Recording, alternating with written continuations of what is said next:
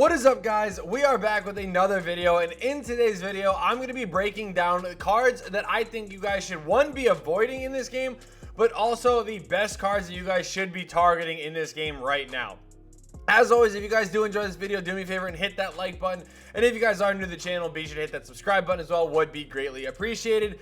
Let's get right into this video though and talk about some of the worst cards that you guys want to avoid. We are hopping right into the player market, guys. And there's a big reason why for this, okay? These cards that are a part of the 2K day set for Tatum, for Chris Webber, for Klay Thompson, even this set for Damian Lillard. Honestly, guys, there is really... Oh, actually, I'll talk about Lillard in a second. But these sets right here, Klay is really good. Webber is okay. Tatum is good. But there are really cheap alternatives to all of these guys. So if you guys are a no money spent player, and even if you're not no money spent, maybe you're just like on a budget and you're trying to figure out what are the best cards to buy, I'm going to let you guys know right now, I don't think that these sets are worth it, especially at this point in the game. Now, you guys may be like, all right, well, you know, you're just saying that because you're no money spent, whatever. No, I'm going to explain to you guys why. And I think Tatum is probably the best out of the three. I think you can kind of argue, you know, I guess each person in their own ways. Klay is good. He has a really good jump shot in this game, but there's a lot of shooters that you guys can use, which I'm actually going to be using as an example anyway for Tatum. So what I'm about to say, I guess, kind of goes hand in hand for Tatum and for Klay. Chris Webber is kind of like whatever at this point. He is good. He's quick. But again, I feel like there's some other replacements in this game that you guys can easily pick up for sure. So let's just, again, take an example here of what it takes to get Tatum, okay? So to get Tatum, you have to spend $140K for Al Horford, $70K for Rich Hamilton, $70K for Stockton, and then it does kind of go down a little bit, but this is like another $50K almost right here. And then obviously these cards are relatively cheap, but you're still spending a good amount, again, on this entire set, which is what you don't want to do. I honestly think it is a waste of MT to lock in these sets right now, especially because if you look at who you're locking in for these guys, that's kind of the issue that I have with this game. Like, even if you look at Chris Webber, you have to lock in 140K MT on Jason Williams that you're not going to use. So it's kind of like whatever. Klay Thompson, again, you know, Ron Artest is pretty solid, but like Bogut's whatever, Fat Lever, Tony Kukoc, like all these guys are kind of like whatever, right? So overall, I don't think that these sets are worth it whatsoever. I mean, going into the Legendary Path stuff, the Legendary Path is cool. The reason why I would say this is worth it in a little bit of a way is because this is all going to lock in for the Diamond Shaq card, which is obviously going to be really good. Now, if you guys have the ultimate goal of locking in for Shaq, I understand you guys locking in this set. But a lot of people are, you know, hopping on this game and immediately locking in for Damian Lillard because they're like, oh, Lillard's going to be the best PG in the game. He's really nice. That is true. Lillard is really good. Like, if you look at his stats, badges, everything, he's pretty solid.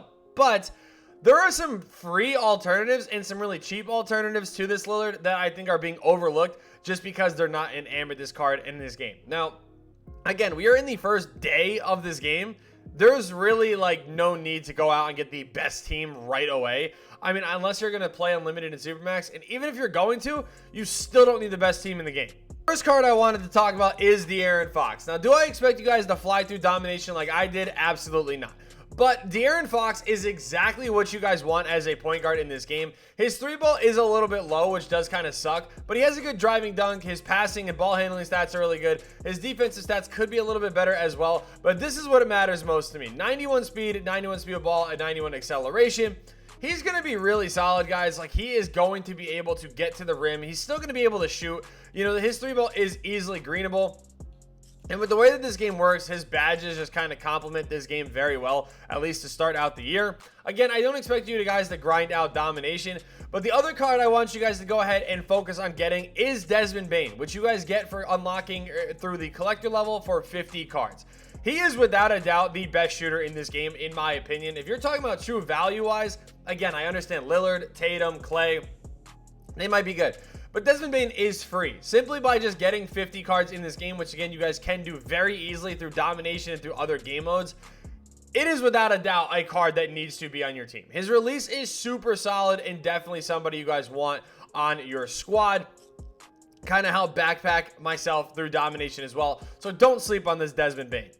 Robert Horry is another really good card that you guys want to go ahead and look to pick up. Now, again, he does have a duo with Derek Fisher, so that is why he is a Ruby right now. You guys can see, obviously, Derek Fisher is also a Ruby.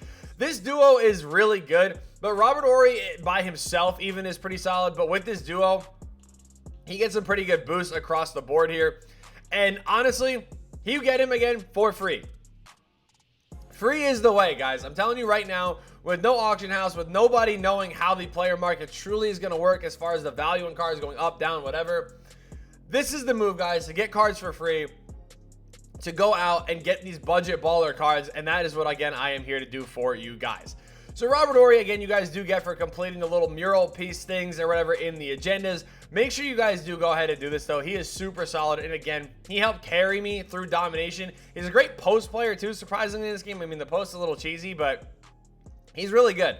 Now, I don't want to leave you guys completely hanging with the player market and some cards in here that I think are going to be really solid as well. First things first, it may be a little bit biased, but I'm going with my guy Steph, right? Steph is literally a budget version of Damian Lillard in this game. He is super fast in this game. His sigs are beautiful. If you know how to dribble even in the slightest, I suck at dribbling, and I'm over here just flying all over the court with Steph. You can do some really good combos with him. He's really quick. Again, his jump shot is super easy to green. And again, it's Steph Curry. Like, his layup package is really good. His floaters are really good.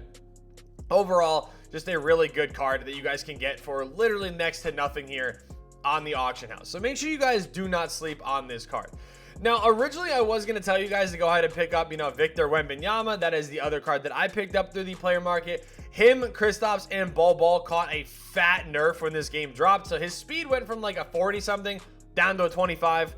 He's really unusable at this point. I'm not going to lie. You still can use him. Honestly, if you were going to use him, like, he's a great offline card, but he is really slow. Going into the 2K day players, one player that I do actually think is worth it is Roy Hibbert. As a Sapphire card, he's actually pretty solid. I mean, obviously, he's not going to have a 3-ball, but 84 block, 85 interior, pretty good offensive rebounding is really going to help you guys out, whether you guys are grinding challenges or even playing online. He's going to be a good paint presence, and his player build is really good to not just get bodied out of the way in the paint. So if you guys are looking for a budget center, I mean, he is definitely a viable option here. 16K is still pretty steep, but as an individual card, I do think the value is there on his card. Now, going into this set, guys, these are the final two cards I'm going to be talking about here. First things first, Larry Johnson. I actually ended up getting him for free out of a pre-order pack, I believe. I'm going to be honest. This dude is an absolute dog, okay? He carried me again through domination. His jump shot is super easy to green. And again, I mean, he has a 74 3-ball, but it does not feel like a 74. It feels like maybe like an 84. And overall, he's just super quick. Again, 77 speed still doesn't feel like it does him any justice. Really good at catching lobs. Lobs are actually really good this year. And a guy like Larry Johnson fits that pretty perfectly. Again, the only thing I don't like is his value is pretty high at an 87 because he is going for 70K. So that does suck, but just keep an open mind for him. And then also Ron Artest, another really good 3-and-D player that is also really solid in this game as well. Like I said, guys, budget ballers to me are going to be the move. I mean, there's a lot of other players throughout the different game modes that you guys can definitely look at. I mean, Kyrie Irving, obviously the level 40, just from grinding the game is somebody you guys want to be paying attention to. I mean, overall, like where we are in the mode right now, it is just really, to me, about getting budget ballers. Wally's kind of whatever. Alonzo Mourning, I think, is going to be pretty solid, so triple threat offline may not be a bad move. Pau Gasol's obviously going to be pretty solid, so I can't wait to get him. Brent Berry is kind of whatever. Bruce Bowen should be pretty solid, so maybe, focus on clutch time online. And yeah, that's looking like about it. So thank you guys for watching. I hope you guys enjoyed. Let me know other budget cards that you guys really like in this game. And yeah, peace.